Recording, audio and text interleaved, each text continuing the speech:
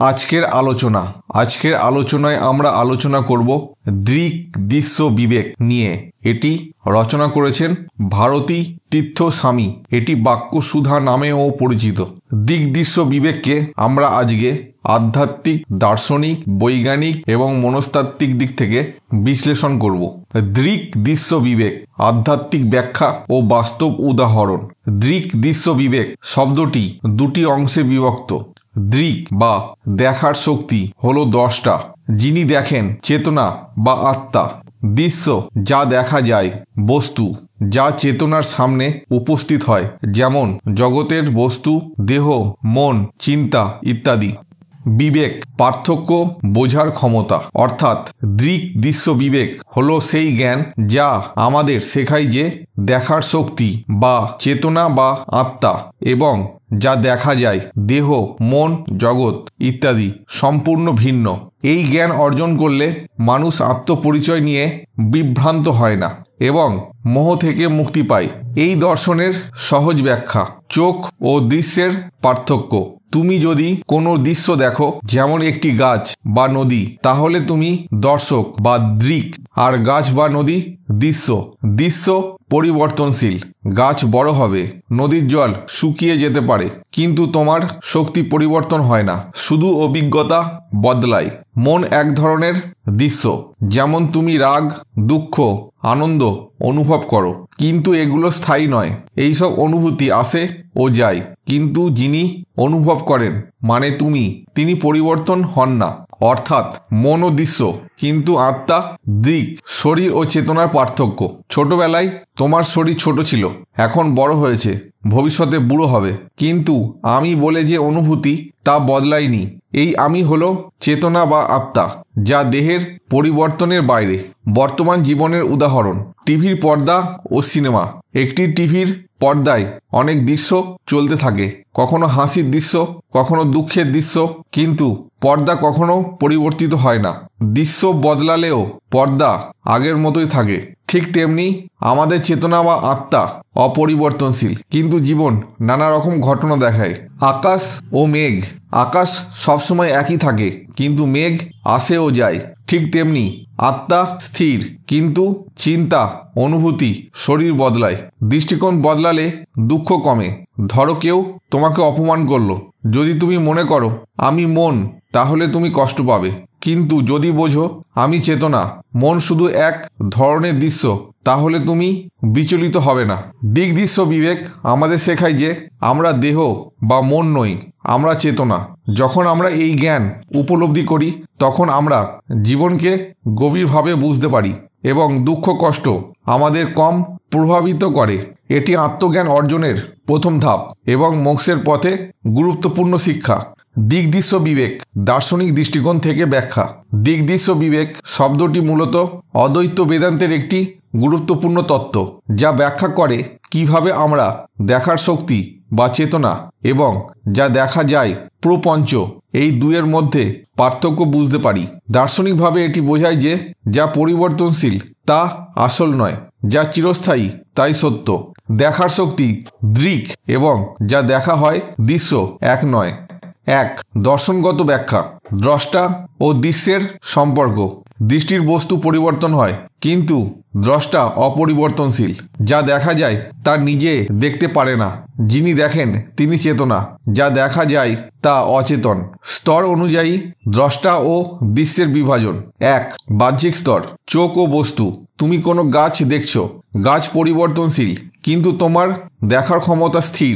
গাছ দৃশ্য আর তুমি দৃক। মনস্তাত্ত্বিক স্তর। মন ও অনুভূতি। তুমি দুঃখী বা সুখী বোধ করছো, দুঃখ বা সুখ আসে ও যায়, কিন্তু তুমি সবসময় একই আছো। অনুভূতি পরিবর্তনশীল। দৃশ্য আর যিনি অনুভব করেন তিনি দৃক। 3. আত্মিক স্তর। দেহ ও আত্মা। তোমার দেহ ছোট থেকে বড় হয়েছে, কিন্তু আমি অনুভূতি বদলাইনি। দেহ পরিবর্তনশীল, দৃশ্য আর আমি চেতন সত্তা দৃক। বাস্তব জীবনের উদাহরণ: সিনেমার পর্দা ও দৃশ্য। একটি সিনেমার পর্দায় অনেক কিছু চলতে থাকে, আনন্দ, দুঃখ, সংঘর্ষ, প্রেম, কিন্তু পর্দা কখনো বদলায় না, কেবল দৃশ্য পরিবর্তিত হয়। এখানে পর্দা হলো চেতনা বা দৃক, আর দৃশ্য হলো জীবন বা দৃশ্য। আকাশ ও মেঘ। আকাশ সবসময় একই থাকে, কিন্তু মেঘ আসেও যায়। দুঃখ, সুখ, চিন্তা এগুলো মেঘের মতো, যা চেতনার উপর ভেসে বেড়ায়। কিন্তু যদি মেঘের পরিবর্তে আকাশকে চিনতে পারো, তাহলে তুমি শান্তি পাবে। আয়না ও প্রতিবিম্ব। একটি আয়নায় অনেক ছবি দেখা যায়, কিন্তু আয়না নিজে কখনো বদলায় না। তেমনি তুমি আত্মা, যা অপরিবর্তনীয়, আর তোমার দেহ মনের পরিবর্তন শুধু প্রতিচ্ছবি। বর্তমান জীবনে প্রয়োগ মানসিক শান্তির জন্য। যদি তুমি আমি মন ভাবো, তাহলে কষ্ট পাবে। কিন্তু যদি বোঝো আমি চেতন, মন শুধু একটি দৃশ্য, তাহলে দুঃখ তোমাকে প্রভাবিত করতে পারবে না। নিজের প্রকৃত পরিচয় বোঝার জন্য তুমি যখন বুঝবে আমি শরীর বা মন নই, আমি চেতন সত্তা, তখন দুঃখ কমে যাবে। মৃত্যু, ব্যর্থতা, অপমান সবই বাইরের পরিবর্তনশীল দৃশ্য। তুমি যদি সত্যিকারের দৃক বা দ্রষ্টা হয়ে ওঠো, তাহলে জীবন সহজ হয়ে যাবে। দৃশ্য বিবেক আমাদের দেহ, মন ও আত্মার মধ্যে পার্থক্য করতে শেখায়। যা পরিবর্তনশীল তা দৃশ্য, যা স্থায়ী তা দ্রষ্টা। তুমি দেহ নও, মনও নও, তুমি চেতন সত্তা। এই উপলব্ধি হলেই আসল অদ্বৈত জ্ঞান, যেখানে ব্যক্তি চিনতে পারে আমি চেতনা, আমি চিরস্থায়ী, আমি মুক্ত। দৃশ্য বিবেক বৈজ্ঞানিক ও মনস্তাত্ত্বিক দৃষ্টিকোণ থেকে বিশ্লেষণ। দৃশ্য বিবেক হলো এমন এক জ্ঞান যা আমাদের শেখায় যিনি দেখেন দৃক এবং যা দেখা যায় দৃশ্য এক নয়। আধুনিক বিজ্ঞান ও মনস্তত্ত্ব থেকেও একই ধারণা বিশ্লেষণ করা যায়। এক, বৈজ্ঞানিক ব্যাখ্যা। দৃষ্টি এবং মস্তিষ্কের সম্পর্ক।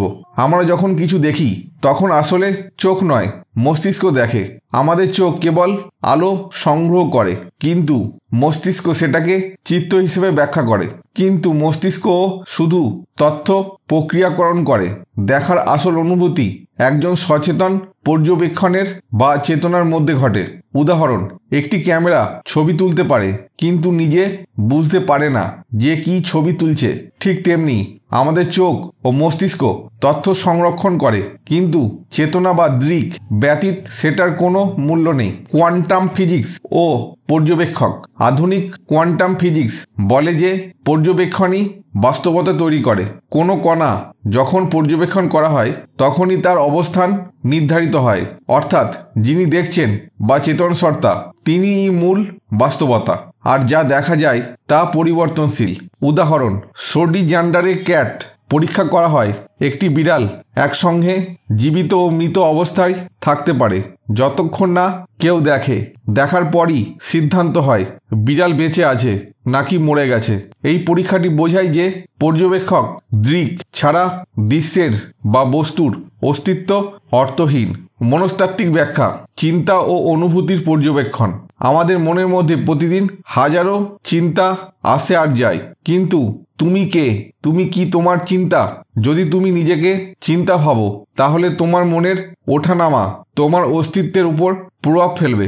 কিন্তু যদি তুমি বোঝো আমি শুধু চিন্তার পর্যবেক্ষক, তাহলে তোমার চিন্তা তোমাকে সম্পূর্ণভাবে দখল করতে পারবে না। তুমি যদি রাগান্বিত হও, তাহলে তুমি বুঝতে পারো আমি রেগে গেছি। কিন্তু তুমি যদি গভীরভাবে ভাবো, তাহলে বুঝবে রাগ একটা অনুভূতি, আমি শুধু সেটাকে দেখছি। এই উপলব্ধি হলেই তুমি রাগের দাস হওয়ার বদলে তার উপর নিমন্ত্রণ পাবে। সেলফ ডিট্যাচমেন্ট ও মানসিক শান্তি। মনস্তাত্ত্বিক গবেষণা বলে, যারা নিজেদের আবেগ ও চিন্তার সাথে বেশি সংযুক্ত থাকে তারা বেশি দুঃখ পায়। কিন্তু যারা নিজেদের চিন্তা ও অনুভূতিকে আমি নই, আমি শুধু দর্শক হিসেবে দেখে, তারা মানসিকভাবে অনেক শান্ত থাকে। উদাহরণ, একজন ধ্যানী ব্যক্তি যখন মানসিক চাপের মধ্যে পড়েন, তখন তিনি নিজেকে বলেন এই ভাবনাগুলো আমার সামনে ভেসে বেড়াচ্ছে, কিন্তু আমি এগুলো নই, আমি শুধুই পর্যবেক্ষক। এভাবে সে চিন্তাকে আলাদা করতে পারে এবং মানসিক চাপ থেকে মুক্তি পেতে পারে। বর্তমান জীবনে প্রয়োগ। নেতিবাচক চিন্তা থেকে মুক্তি। আমরা প্রায়ই নেতিবাচক চিন্তায় ডুবে যাই। আমি ব্যর্থ, আমি অযোগ্য, আমার ভবিষ্যৎ অন্ধকার। কিন্তু যদি আমরা বুঝি যে এই চিন্তাগুলো শুধুই মনের উৎপাদন, আমি আসলে এগুলোর সাক্ষী মাত্র, তাহলে আমরা সহজে মানসিক চাপ কমাতে পারি। কিভাবে প্রয়োগ করা হয়? যখন কোনো নেতিবাচক চিন্তা আসে, তখন বলো এটা একটা দৃশ্য, আমি শুধু দেখছি। নিজেকে প্রশ্ন করো, এই চিন্তাটি কি সত্য নাকি শুধু মনের কল্পনা? ধীরে ধীরে বোঝার চেষ্টা করো, আমি আমার চিন্তা নই, আমি শুধু এদের পর্যবেক্ষক। ইমোশনাল ইন্টেলিজেন্স বাড়ানো।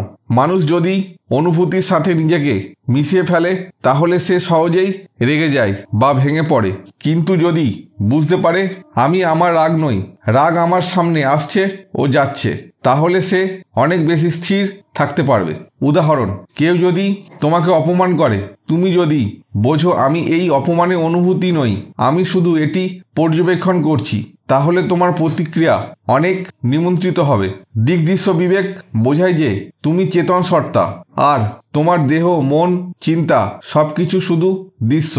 বিজ্ঞান, কোয়ান্টাম ফিজিক্স ও মনস্তত্ত্ব বলে যে যা দেখা যায় তা পরিবর্তনশীল, কিন্তু দেখার শক্তি অপরিবর্তনীয়। বাস্তব জীবনে এই জ্ঞান প্রয়োগ করলে আমরা দুঃখ থেকে মুক্তি, মানসিক স্থিরতা ও গভীর আত্মজ্ঞান অর্জন করতে পারি। অবশেষে বার্তা, তুমি তোমার চিন্তা নও, তুমি তোমার আবেগ নও, তুমি তোমার অভিজ্ঞতা নও, তুমি শুধুই চেতন সাক্ষী যা সবকিছু দেখছে কিন্তু কখনো বদলায় না। আজকের আলোচনা এখানেই শেষ হলো।